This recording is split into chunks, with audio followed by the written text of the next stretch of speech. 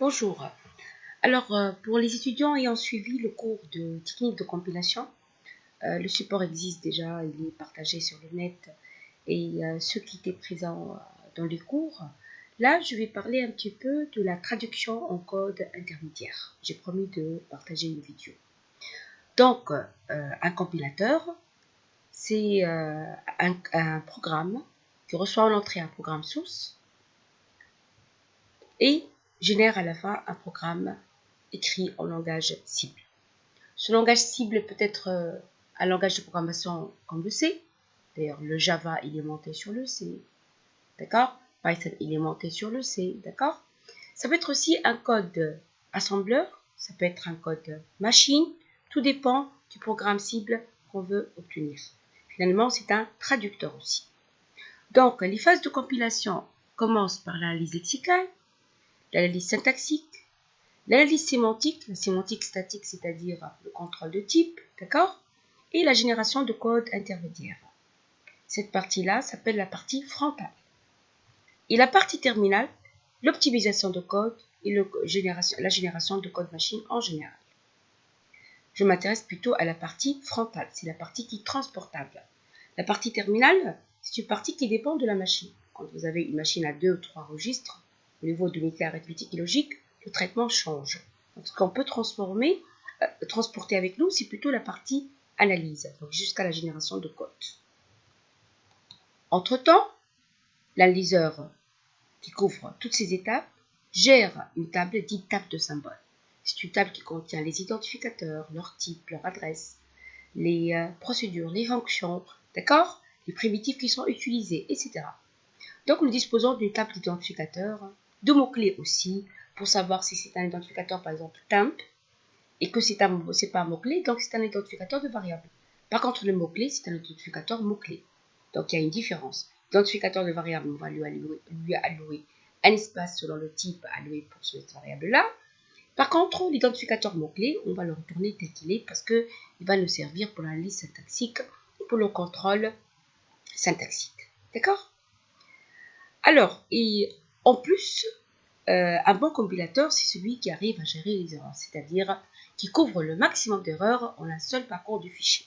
Parce que ce qui coûte cher, c'est l'accès au fichier. Donc on a envie d'avoir un compilateur qui ne s'arrête pas dès qu'il a une erreur, plutôt il parcourt le fichier en un seul coup, il essaie de donner le maximum d'erreurs en un seul parcours. Et d'ailleurs, vous vous rendez compte des fois, vous avez 180 lignes, on vous dit à la ligne 18, parenthèse fermante manquante, alors que vous n'avez pas de parenthèse là-bas. Il suffit de remonter à la ligne 5, 6 ou 7, ou peu importe, vous mettez une parenthèse, toutes les erreurs entre la 7 et la 18 seront affichées, parce qu'elles étaient masquées avant. Un compilateur donc comporte deux parties, partie frontale, partie terminale. Donc le compilateur comporte ces deux parties. Si on change la machine, on peut modifier que la partie terminale uniquement, la partie frontale peut rester telle qu'elle est. Où est-ce que s'arrête la partie frontale? Elle couvre toutes les phases d'analyse, lexicale pour retourner les terminaux de la grammaire, parce que un langage, si on le traite syntaxiquement, ça veut dire qu'on dispose d'une grammaire. Quand on dispose d'une grammaire, on a les terminaux de cette grammaire. Donc la grammaire génère des terminaux. Donc l'analyse lexicale a pour rôle de transformer le code en entrée en une séquence de terminaux. D'accord? Sera fourni pour l'analyseur syntaxique pour contrôler la syntaxe. Et l'analyseur lexical fait un travail il fait 3 en 1. Pour l'analyseur syntaxique, sémantique et le traducteur en code intermédiaire. Donc à chaque fois qu'il trouve un identificateur, il lui alloue un espace dans une table d'identificateur pour que le sémantique puisse introduire le type et pour que le traducteur puisse connaître les valeurs des nombres, le contenu d'une variable et accéder en contenu et en adresse, etc. Donc l'analyse s'arrête au niveau de la génération d'un programme en langage intermédiaire. Et après, à la suite, on a un générateur de code machine. D'accord? Donc, l'interface avec la lésion lexicale, celui qui contacte directement l'entrée, c'est la lésion lexicale. Il lit caractère par caractère. Il peut rendre un caractère quand il consomme un caractère qui peut être un symbole particulier. Donc, pour que ça soit reconnu comme terminal suivant, il va passer ce qu'on appelle une unité lexicale et ses attributs à la lésion syntaxique. Une unité lexicale en compilation, c'est le terminal en fait de la grammaire. Les attributs, qu'est-ce qu'ils peuvent être? Ils peuvent être le type d'un identificateur, la valeur d'un nombre, de quel type d'opérateur, Opel, ou bien plus petit que Opel, d'accord, ça c'est pour syntaxiquement on l'accepte. Mais quand on veut exécuter et on traduit en code intermédiaire, de quel opérateur il s'agit? Donc plus petit que, c'est important de le savoir. Le type d'un identificateur. Identificateur pour la liaison syntaxique, c'est suffisant. Mais l'accès à son type est important pour la liaison sémantique. La valeur d'un nombre. Le nombre est suffisant pour la liaison syntaxique. Parce que c'est un terminal. Par contre, sa valeur est importante pour la traduction en code intermédiaire. En résumé, pour la liaison syntaxique, la liaison lexicale retourne l'unité lexicale, le terminal. Pour le sémantique, il retourne le type, sa portée, etc. Pour le traducteur, il retourne la valeur du nombre, l'opérateur utilisé. D'accord? Si C est une variable caractère et le programme source est dans l'entrée standard, alors l'instruction C égale à getChar affecte le prochain caractère d'entrée à C et l'instruction ingetC rend l'entrée standard la valeur de C. Donc elle fait bouger le curseur en reculant. Le même traitement, on peut le faire sur un fichier. Quand l'entrée, le code source existe sur un fichier. Il y a les instructions de manipulation de fichiers de caractères que vous pouvez utiliser, que ce soit de caractères, binaires ou bien de structure. Donc, la liaison lexicale pour la liaison syntaxique, il retourne une unité lexicale. Pour la liaison sémantique, si l'unité lexicale est ID, alors il retourne une entrée dans une table des identificateurs pour l'identificateur trouvé. Cette table-là va être utilisée par la suite par la liaison sémantique, le traducteur en code intermédiaire, pour y enregistrer le type et allouer l'espace mémoire et l'adresse associée. Pour le traducteur, si l'unité lexicale est nombre, alors il retourne sa valeur. Si l'unité lexicale est Opel, alors il retourne l'opérateur en question. Si l'unité lexicale est opérateur arithmétique, alors il retourne l'opérateur en question aussi. Opel, c'est-à-dire opérateur relationnel.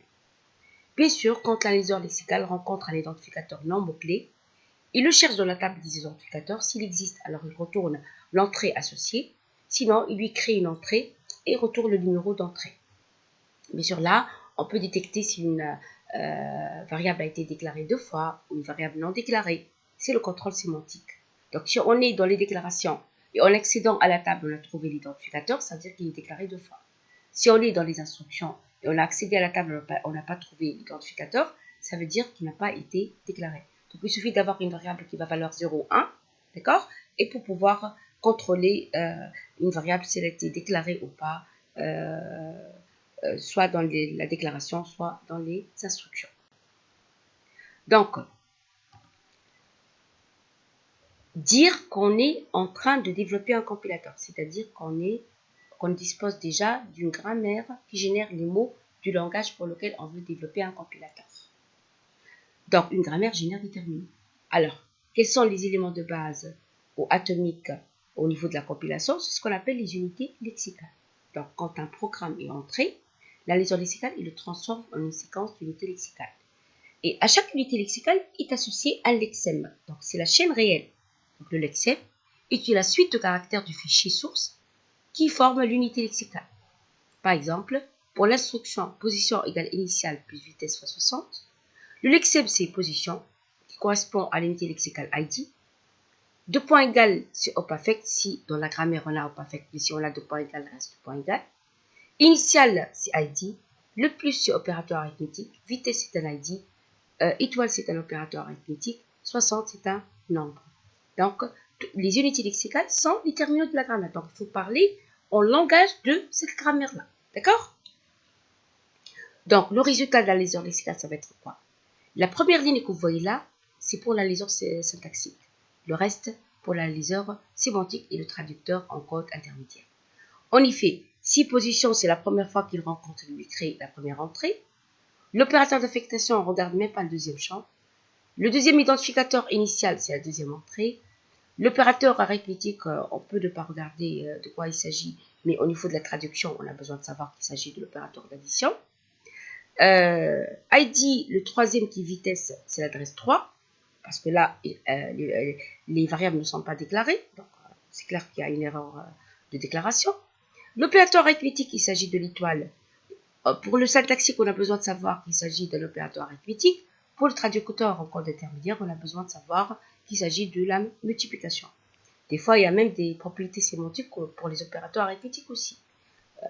Par exemple, on peut appliquer l'étoile que pour deux réels ou deux entiers. Donc, là, ça servira aussi pour le sémantique. Et pour le nombre, le deuxième champ va indiquer la valeur de ce nombre. Donc, le deuxième champ sert dans ce cas soit pour l'analyseur sémantique, soit pour le traducteur en code intermédiaire. Si vous prenez par exemple ici, vous avez la grammaire DCL qui donne la déclaration, liste identificateur dans la liste identificateur pour la déclaration, et après vous avez des types. Donc, les unités lexicales associées au mot var A, B du deux points entiers, point virgule, var C, deux points réels, point virgule, sont les suivantes. Var c'est un mot-clé, reste tel qu'il est. Le A c'est un ID, on va retourner à ID. La virgule telle qu'elle est, le B c'est un ID. Le deux points reste tel qu'il est. L'entier c'est un entier. Point virgule, c'est comme il est. Var c'est un mot-clé. C c'est un ID. Deux points tel qu'il est. Réel, c'est un mot-clé, et point virgule, c'est un aussi séparateur significatif. Bon, là, bien sûr, au niveau de la compilation, on a intérêt à ce que chaque terminal soit défini comme une constante entière. Pour que quand on compare des entiers, ça coûte moins cher que de comparer des chaînes de caractères. Ça, c'est juste au niveau de la programmation. Pour le même exemple, si la liaison lexicale retourne un résultat à la liaison syntaxique sémantique et le traducteur en code intermédiaire, alors, quand la liaison lexicale trouve un identificateur, il lui crée une entrée. Et ainsi, pour le mot-clé var, on va avoir deux champs, donc on ne va plus avoir un seul champ. Pour le premier champ, c'est l'unité lexicale, et le deuxième, c'est un attribut qui sert pour la liaison sémantique et le traducteur en code intermédiaire. Le premier champ, c'est pour la liaison sémantique, et le deuxième, pour le premier champ est pour la liaison syntaxique, et le deuxième, il est plutôt pour le sémantique et le traducteur en code intermédiaire. Var, c'est un mot-clé. Deuxième champ, on peut mettre n'importe quoi, particulièrement 0. Ah, le premier identificateur qu'on a trouvé, on va lui créer une entrée, donc le A, et on va lui donner l'adresse 1, donc le deuxième champ du symbole retourné va être 1, l'adresse de cet identificateur, pour dire c'est l'identificateur qui se trouve à l'enregistrement 1, donc il suffit d'y accéder, on va trouver qu'il s'agit du A. La virgule, deuxième champ 0. Deuxième identificateur, c'est le B. Donc, on l'a cherché dans la table d'identificateur. On l'a cherché d'abord si c'est un mot-clé. Le B, c'est pas un mot-clé. On l'a cherché dans la table d'identificateur si ça existe, il n'existe pas. On lui a créé une entrée, on a retourné l'entrée associée. Le deux points, deuxième champ 0. L'entier, deuxième champ 0. Point virgule, deuxième champ 0. Val, deuxième champ 0. Par contre, le troisième identificateur qui est C de type réel, le C là, on va chercher si c'est un mot-clé, c'est pas un mot-clé. Si c'est un identificateur déclaré non, donc on lui crée une entrée, on retourne l'entrée associée. Le 2 points 0, réel 0, point virgule 0. Bon, là, la liaison sémantique, où est-ce qu'il intervient? Après avoir eu l'allocation pour A et B des deux entrées respectives A et 2, quand il génère la liaison syntaxique l'entier, là, la liaison sémantique intervient par une instruction, un fragment de code, pour prendre ce type-là entier. Ayant déjà enregistré les adresses de A et B, il va accéder à l'entrée associée et mettre le type entier. Donc, soit le mot A égale à C plus 34, la liaison lexicale retourne pour le syntaxique ID de point égal à ID au arithmétique NB. Pour le sémantique, on a besoin de savoir où se trouve l'identificateur, donc c'est l'adresse 1 après la table, auquel on va affecter le contenu de l'identificateur qui se trouve à l'adresse 1, je parle de la table d'identificateur, pas l'adresse réelle au niveau de la mémoire. Donc, il se trouve à l'enregistrement numéro 3, auquel on va ajouter un nombre. Donc, c'est-à-dire comme si on a dit entier égale réel, opérateur arithmétique entier. Pour le traducteur, on a besoin de savoir qu'on va mettre dans l'adresse de A le contenu de l'adresse de C plus 34. Donc, pour cela qu'on a besoin de tous ces éléments retournés par la liaison lexicale. Pour que la liaison lexicale fasse un seul parcours du fichier pour les trois, pour la liaison syntaxique, sémantique et traducteur en code intermédiaire. Donc là, le résultat va être le suivant. ID et l'adresse associée, 2 points égale 0, ID 3, l'opérateur est lequel, et le nombre, c'est quoi sa valeur, point virgule, c'est le deuxième champ est 0. Voilà, pareil là, ici, on a la déclaration de A et B, C, et on a une instruction d'affectation. Donc, le val va être enregistré, va être retourné avec deuxième champ 0. Il a trouvé le A, il cherche si c'est un mot-clé, c'est pas un mot-clé, il cherche si c'est un identificateur, oui. Il va alors retourner le numéro d'enregistrement pour cet identificateur, c'est le 1. La virgule, c'est 0. La deuxième variable est B.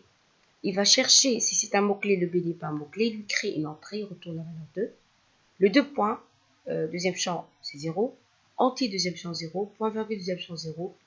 Var, deuxième champ, 0. Le troisième ID, c'est le C, il est de type réel. Donc, c'est pas un mot-clé. Il n'est pas aussi dans la table, donc il va lui retourner il va créer un nouvel enregistrement et retourner ce numéro dans la table d'identificateur numéro 3. Ensuite, vous avez le 2 points, le deuxième champ 0. Réel, deuxième champ 0. Point virgule, deuxième champ 0. Ah, maintenant, on est dans une instruction. Donc, quand il a cherché le B, il a trouvé que le B existe déjà. Donc, il a retourné à l'adresse existante sans créer une nouvelle entrée. Le 2 points égale, c'est 0. Le NB, sa valeur, c'est quoi? C'est 10. Et point virgule, c'est 0. Donc, ce retour-là, c'est le retour d'un liseur lexical. D'accord? Le remplissage des entrées par les identificateurs, c'est le rôle d'un liseur lexical. Le remplissage des types, par contre, ce sont des fragments de programme dans la liseur lexical, mais c'est le rôle d'un liseur sémantique. Ce fragment-là appartient à la lise sémantique. D'accord? Maintenant, on va passer à la phase de traduction en code pour machine abstraite à pile. Je vous ai dit que le code intermédiaire, il peut être un code en C, en C++, en Java, mais pédagogiquement, on insiste à ce que le code intermédiaire soit un code pour machine abstraite à pile. On peut aussi transformer en un code assembleur à 2 registres ou 3 registres. Si vous arrivez à comprendre ceci, vous arrivez aussi à transformer en code assembleur. Je ferai une autre vidéo sur le code assembleur. Alors, c'est quoi le code pour une machine abstraite à pile? D'abord, pour arriver à traduire quelque chose en autre, il faut comprendre le langage vers lequel on traduit. Donc, c'est quoi le code pour une machine abstraite à pile? C'est un code qui dispose d'une mémoire d'instruction et d'une mémoire de données. La mémoire d'instruction, c'est les instructions qu'on va exécuter. La mémoire de données, justement, ce sont les adresses des variables qu'on est en train de manipuler. On les récupère de la table des identificateurs. Et l'autre processeur, c'est une pile. Alors, on va exécuter instruction par instruction. La première instruction, d'accord, là, on va donner l'évolution de la pile et empiler 5, c'est-à-dire on va empiler sur la pile la valeur 5. La deuxième instruction, valeur droite 2. Ça veut dire quoi valeur droite 2? C'est-à-dire, parce que pour une variable, on a valeur droite qui désigne la valeur de cette variable, donc le contenu de l'emplacement mémoire, et valeur gauche pour dire son adresse. Valeur droite 2, ça veut dire qu'on va aller à la donnée à l'adresse 2, on va récupérer 11 et on va empiler ce 11-là. Ah, on trouve maintenant le plus. Le plus va faire quoi? Va faire justement 11 plus 5 et va retourner le résultat qui va donner 16. Ensuite, on va trouver valeur droite 3. On va accéder à la case numéro 3 de la mémoire de données et on va récupérer sa valeur 7. On va l'empiler. Après, on a multiplication. Multiplication veut dire dépiler sommet sous sommet, calculer le produit et retourner le résultat. Alors, le code d'une machine abstraite à pile pour une expression arithmétique qui simule l'évaluation d'une représentation postfixée de l'expression en utilisant une pile. Par exemple, pour l'expression plutôt 1 plus 3 fois 5, le code postfixé est le suivant. 1, 3 plus 5 étoiles. On ne s'intéresse pas au comment de l'arrivée à ce code postfixé. Je vous le présenterai dans une autre vidéo. Mais supposons qu'on a ce code postfixé. Comment on évalue cette expression? On va empiler 1, empiler 3. Quand on trouve l'opérateur plus, on dépile le sommet sous sommet. On effectue cet opérateur. Ça va empiler le 4. Après, on empile le 5. Après, on va dépiler 5 et 4 et on va empiler le résultat qui sera 20. Et sur le résultat de cette expression. Dans une instruction d'affectation, nous distinguons deux significations des identificateurs, selon qu'ils soient situés au côté gauche ou droit.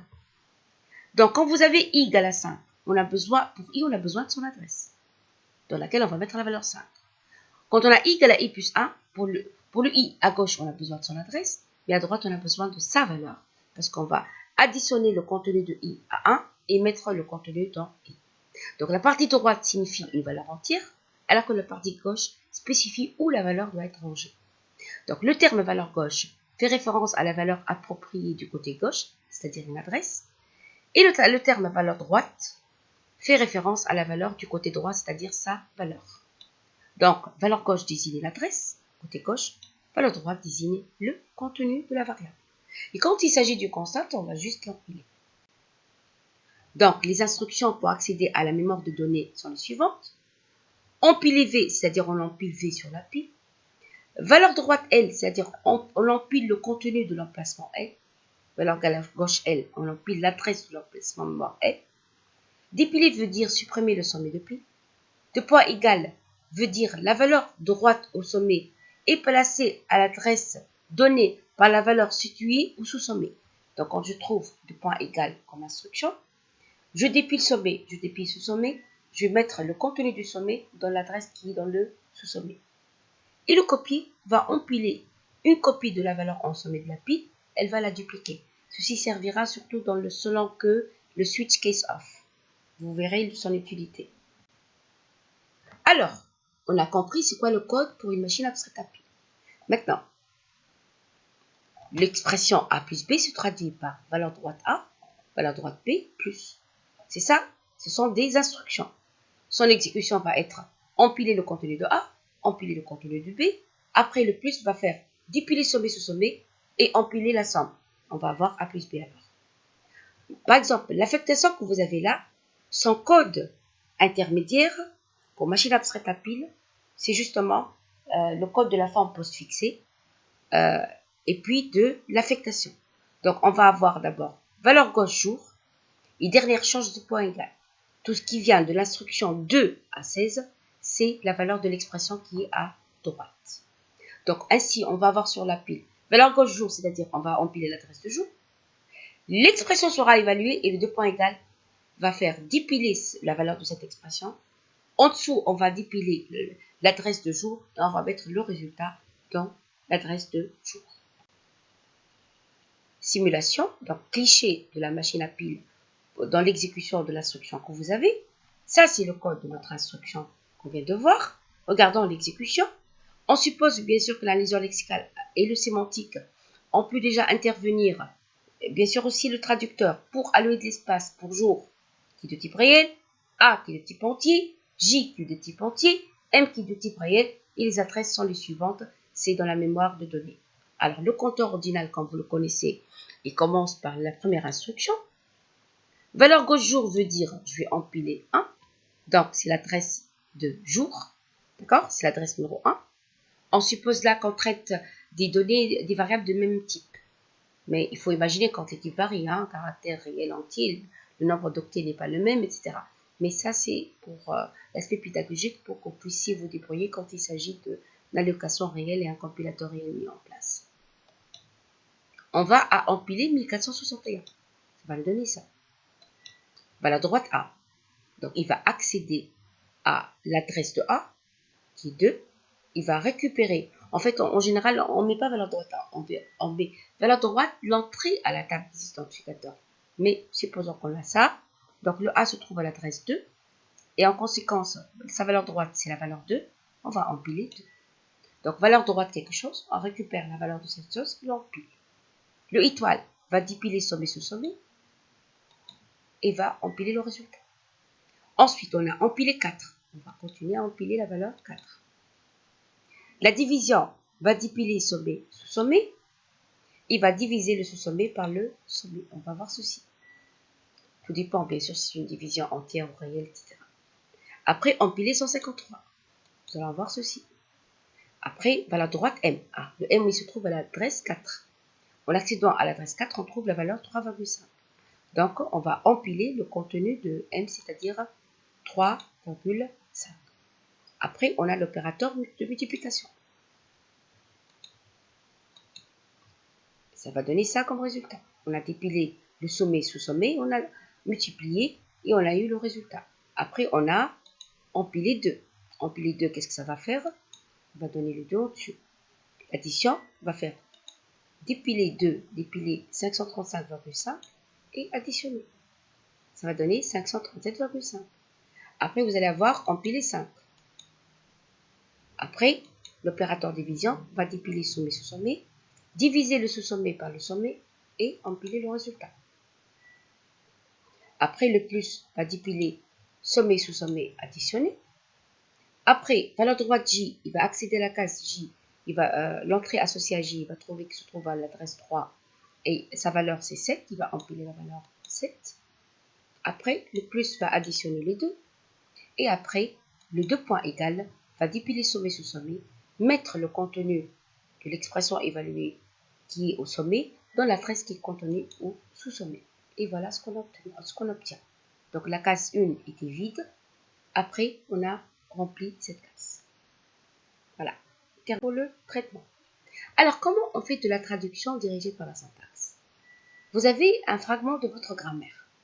On peut utiliser la définition dirigée par la syntaxe, c'est-à-dire l'évaluation d'une expression. Ça va être sa traduction en code postfixé. Et donc, l'expression pointée va être expression 1 pointée, concaténée à terme pointé, concaténée à plus. Là, c'est comme si vous avez une procédure qui s'appelle expression, qui elle-même fait appel à expression. Il y a un terme, un paramètre qu'on va ajouter à la procédure, c'est le paramètre de traduction. Donc, expression va faire appel à expression. C'est pour ça que j'ai mis le 1 pour dire qu'il est appelé, et l'appelante c'est expression. Expression 1 va synthétiser sa traduction, et après, l'expression, sa traduction va dépendre de la traduction de l'expression 1, de la traduction de terme, et concaténée à plus. Quand vous avez le moins, c'est la même chose. Quand expression donne terme, donc la traduction d'expression, c'est la traduction de terme. Quand c'est le étoile, la traduction de terme, c'est la traduction de terme 1, concaténée à la traduction de facteur, concaténée à étoile. Pareil pour la division. Quand terme donne facteur, traduction de terme prend la traduction de facteur. Quand facteur donne nombre, c'est quoi la traduction de facteur? C'est empiler la valeur de ce nombre. Quand facteur donne expression, la traduction de facteur, c'est la traduction d'expression. Et quand facteur donne ID, et là, il s'agit d'une expression, donc c'est à droite, facteur pointé, sa traduction, c'est valeur droite, l'entrée de cet identificateur. C'est-à-dire comme si on dit que empiler le contenu de cet identificateur. D'accord? Une autre forme pour traduire, c'est une traduction par émission. C'est des fragments de programme qu'on met pour produire réellement la traduction. Après tout, quand expression donne expression 1 plus terme, à la fin, on va avoir le plus, parce que c'est la forme postfixée. Quand ça donne expression moins terme, à la fin, on va avoir le moins. Quand ça donne la multiplication c'est à la fin, parce qu'on va avoir à la fin la traduction de terme concaténée à la traduction de facteur, concaténée à étoile. Pour la division, la même chose. Quand facteur donne nombre, on va imprimer, empiler nombre point valeur. Donc, c'est le deuxième champ qui est sa valeur. Quand facteur donne ID, on va empiler, on va émettre, imprimer, valeur droite, identificateur, point entrée. D'accord? Alors, une expression plus terme est traduite en code de l'expression, code du terme plus. Effectivement, d'accord? On obtient, quand expression donne expression plus terme, dernière chose obtenue, c'est le plus. Et le code d'expression, c'est expression 1 qui va le traduire. Le code de terme, c'est terme qui va le traduire. Émettre est une fonction d'impression dans un fichier d'instruction pour une machine abstraite à pile. C'est le fichier d'instruction qu'on a vu. Parce qu'on a dit qu'une machine abstraite à pile, c'est une mémoire d'instruction, c'est un fichier d'instruction, une mémoire de données extraite à partir de la table d'identificateur, et le process, c'est à travers votre pile. D'accord? Alors, le code pour une machine abstraite à pile associé à l'expression suivante est le suivant.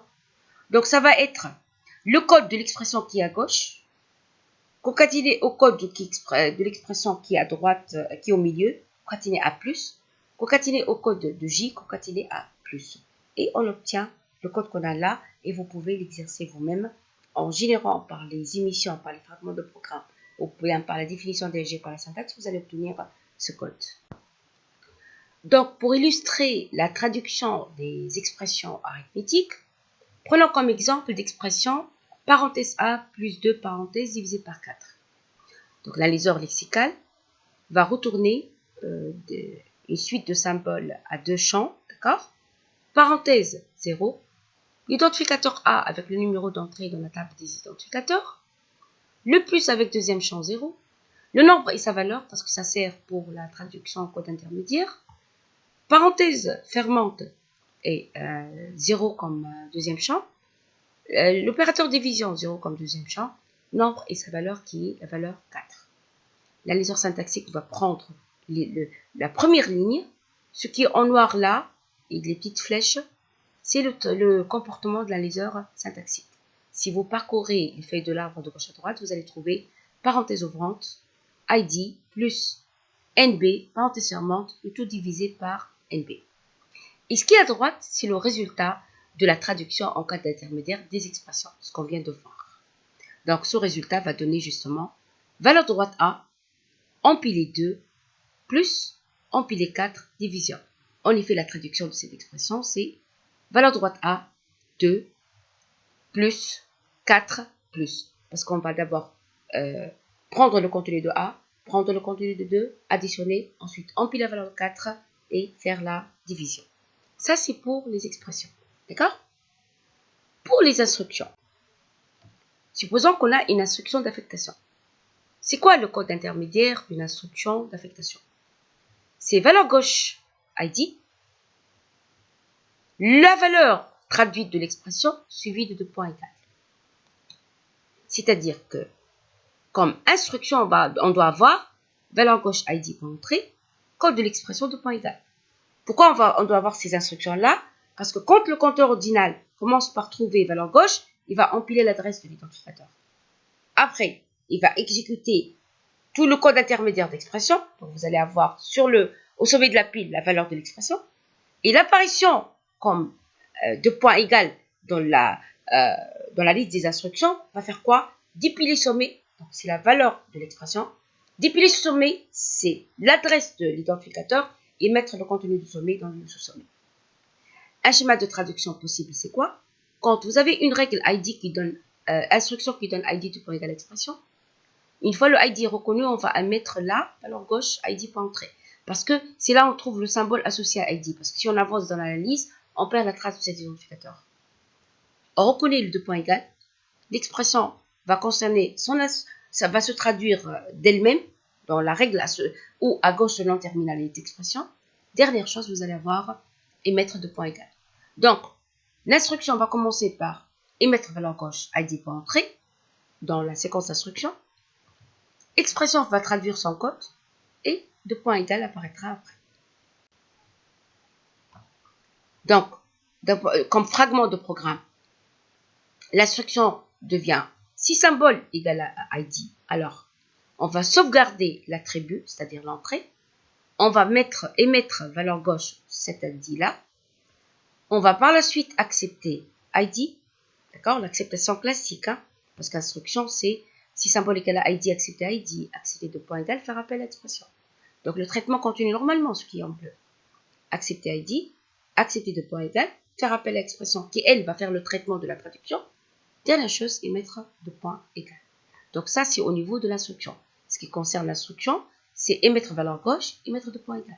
Et l'expression va faire son émission avant d'émettre 2 points égales, qui concerne la forme postfixée de l'expression en question, analysée syntaxiquement et traduite.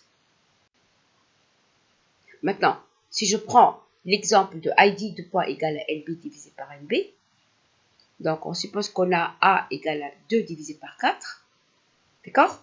L'analyseur lexical a dû retourner l'identificateur son adresse, 2 points égale 0, nombre et sa valeur, division 0 et NB 4. Qu'est-ce qu'il va faire après?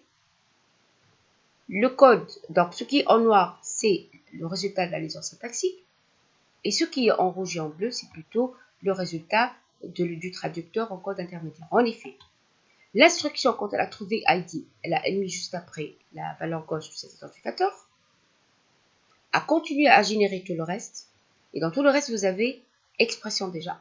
l'expression a fait son travail, elle a fait émettre 2, émettre 4, diviser, et l'instruction reprend aussi son contrôle, elle fait l'émission du 2 points égal.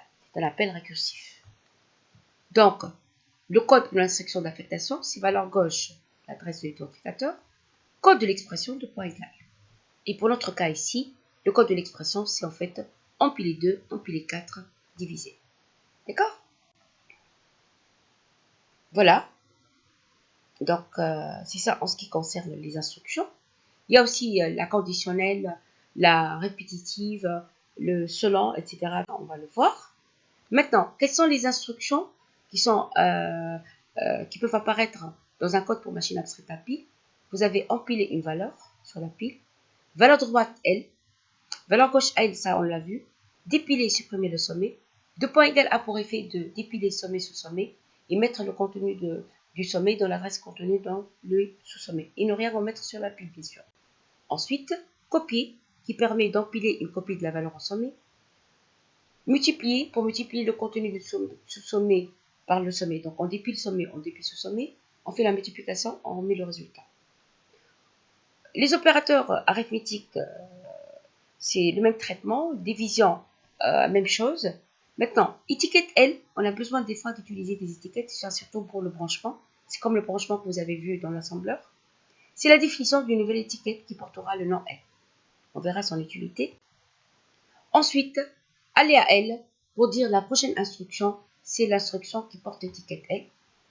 Aller s'il faut L, c'est dépiler sommet. Regardez si c'est égal à 0. Si oui, on se branche à L. Aller c'est vrai L, on dépile le sommet. S'il est différent de 0, on fait un branchement à L. Alt, c'est l'arrêt de l'exécution. Bon, il faut dire une chose, maintenant, pour le moment, on traduit un code intermédiaire. Oui, mais la suite, c'est quoi? Ce code intermédiaire sera interprété, exécuté, comme je vous ai montré l'exécution. Donc, on parcourt instruction par instruction et on manipule la mémoire de données pour pouvoir donner le résultat final de l'exécution.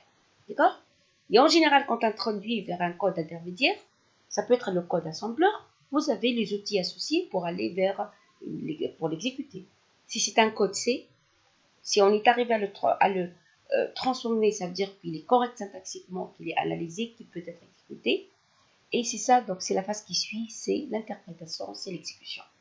Voilà, à la prochaine. Merci pour votre attention.